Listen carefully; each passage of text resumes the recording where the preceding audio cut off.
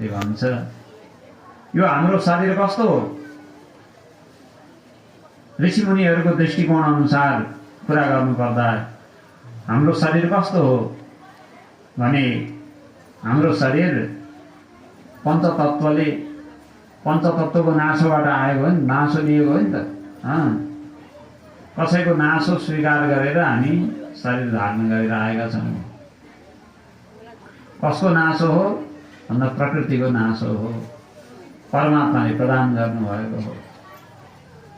सबैको त्यही हो सबैको शरीर पञ्चतत्त्वले बनेको हो पृथ्वी जल तेज वायु आकाश पञ्चतत्त्वले बनेको हो पञ्चतत्त्व भनेको जानिन्छ हैन थाहा पाइयो नि पृथ्वी जल तेज वायु आकाश भनेको त्योभन्दा बाहेक केही छ त हाम्रो शरीरमा छैन पृथ्वी तत्त्व जल तत्त्व तेज तत्त्व वायु तत्त्व र आकाश तत्त्व पृथ्वी तत्त्व नभएदेखि यो हाड छाला मासु यो केही पनि हुँदैन थियो जल तत्त्व नभए रगत आदि त्यहाँभित्र रसाउने प्रक्रिया केही पनि हुँदैन थियो तेज तत्त्व नभए हाम्रो शरीरमा तातो तातोपन हुने खाएको पच्ने त्यो केही पनि कुरा हुँदैन थियो वायु तत्त्व नभएदेखि सास फेरिने सबैतिर हलचल हुने त्यो काम केही पनि हुँदैन थियो आकाश तत्त्व नभए खाली ठाउँ नभएदेखि कहाँ खाने कहाँ निक्लिने कहाँ हिँड्ने रगत हिँड्न पर्यो भोजन दौडिन पर्यो सबैको लागि खाली ठाउँ चाहियो मान्छे दौडिन भरिएको ठाउँ थोरै हुन्छ खाली ठाउँ नभइकन दौडिन मिल्छ त यहाँ यत्रो यहाँ अगाडिको घर अगाडिको आँगन यत्रो खाली थियो र न यहाँ मान्छे आए त्यसपछि आउजाउ गरेका छन् हिँडडुल गरेका छन् केटाकेटी खेलेका छन् उब्रेका छन् अहिले सप्ताह लागेको छ अब अरू बेलामा के हुने हो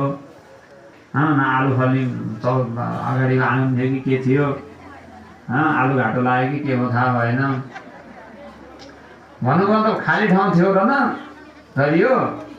कुनै पनि हलचल छ भनेपछि हाम्रो शरीरभित्र पनि पञ्चतत्त्वको नै समावेश छ र यो पृथ्वी तत्त्व हो प्रशोधित भएर हाड छालाको रूपमा बनेको छ प्रशोधनद्वारा सिधै माटै थुपारेर त किन बन्थ्यो तर माटोलाई प्रशोधनद्वारा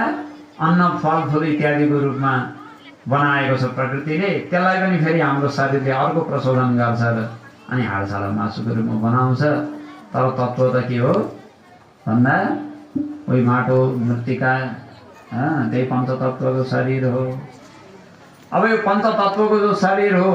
समष्टि प्रकृतिको नासो हो र हाम्रो जीवन चलाउनका लागि हाम्रो कर्मको भोग भोगुन्जेलका लागि हामीलाई सापट्टिको रूपमा प्रकृतिले ल तँलाई यति चाहिँ चलाउने अधिकार छ नि भनेर हामीलाई दियो